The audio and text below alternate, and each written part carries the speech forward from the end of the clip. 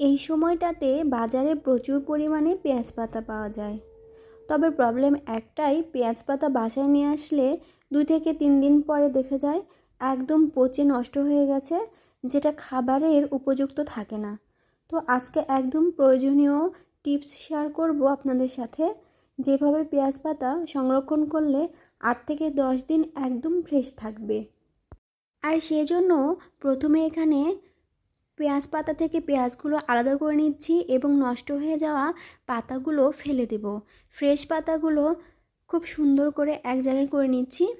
এই তো একটা বোলের মধ্যে উঠিয়ে নিয়েছি এবং বেশ কিছু নষ্ট হয়ে যাওয়া পাতা যেগুলো আমি ফেলে দিলাম।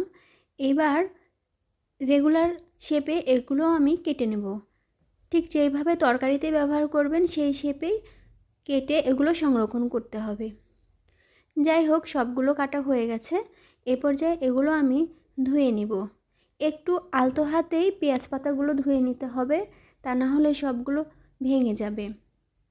সব পাতাগুলো খুব ভালো করে ধুয়ে পানিগুলো একদমই ঝরিয়ে নিয়েছি। অবশ্যই সংরক্ষণের ক্ষেত্রে খেয়াল রাখতে হবে যেন পানি না থাকে।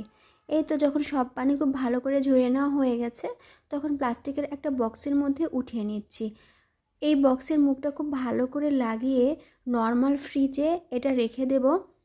যখন তরকারিটা রান্না করবেন জাস্ট তখন বের করে তরকারিতে ব্যবহার করে আবারও অবশিষ্ট অংশটুকু বক্সে করে নর্মাল ফ্রিজে রেখে দেবেন।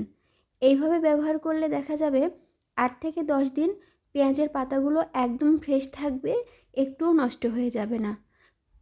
যাই হোক, আশা করছি আজকের এই টিপস আপনাদের অনেক উপকারে আসবে।